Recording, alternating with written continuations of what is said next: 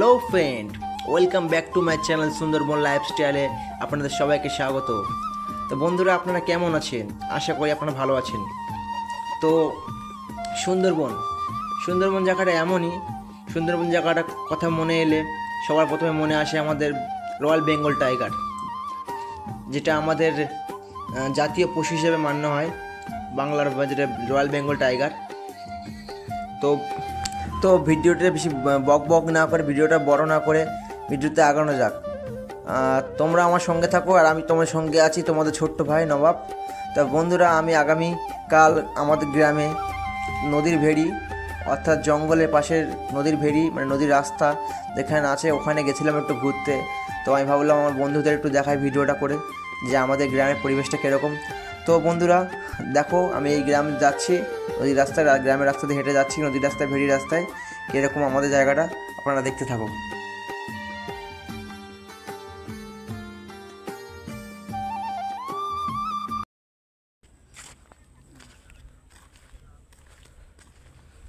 এই যে এটা হলো কংক্রিট বাঁধের রাস্তা, এই রাস্তা দিয়ে হেঁটেই যাবো আমরা নদীর ভেড়ি রাস্তায়।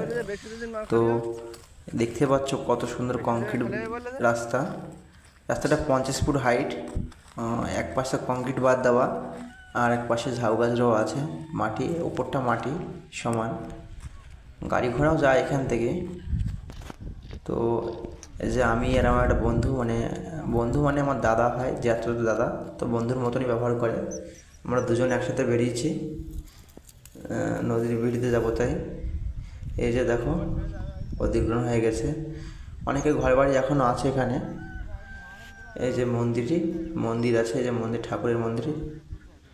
তো এখানে অনেকে গাছের চারা তৈরি করছে, ওই যে চারাতে স্প্রে করছে দেখা যাচ্ছে। ওই যে নদী দেখা যাচ্ছে আমাদের নদীর ভেড়ি রাস্তা, এখন আমরা ওখানেই যাবো বন্ধু। তা দেখো এই যে ঝাউ গাছগুলো দেখেছো বন্ধুরা, কত সুন্দরভাবে লাগানো আছে লাইন মাপে।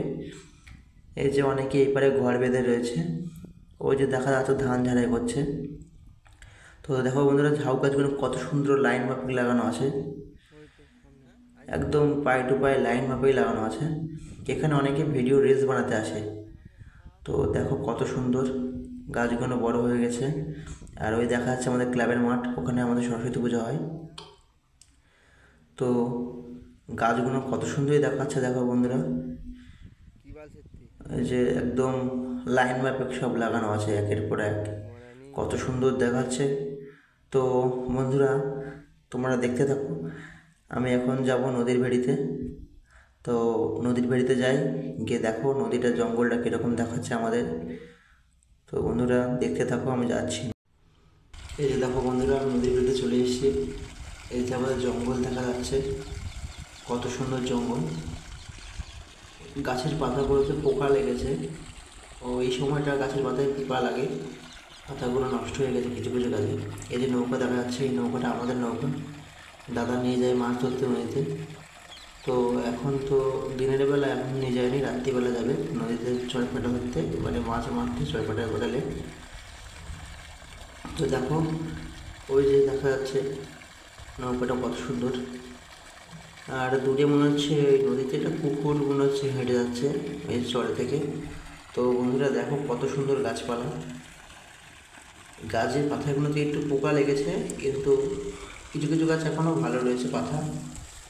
তো ওই একটা নৌকা দেখা যাচ্ছে, ওটাও মাছ ধরার নৌকা, ডিঙি নৌকা। তো কত সুন্দর জঙ্গল, এটা কি দেখা যাচ্ছে বলে মনে হচ্ছে, ক্যামেরায় আসছে না, তো কিছু একটা হবে হয়তো। বন্ধুরা দেখো কত সুন্দর জঙ্গলটা ভীষণ ঘন। আর এই দেখো নদীর জলের উপরে মূল শেকড় মতন উঠে আছে, এগুলো হলো গাছের শাখা, মূল বলে যেটা, সেটাই। আর এই যে জল বেরোচ্ছে, ও ঘেরের জল অনেকে নদীতে বের করে দিচ্ছে, ভাটার সময় বের করে দেয় ঘেরের জল পাইপের মাধ্যমে।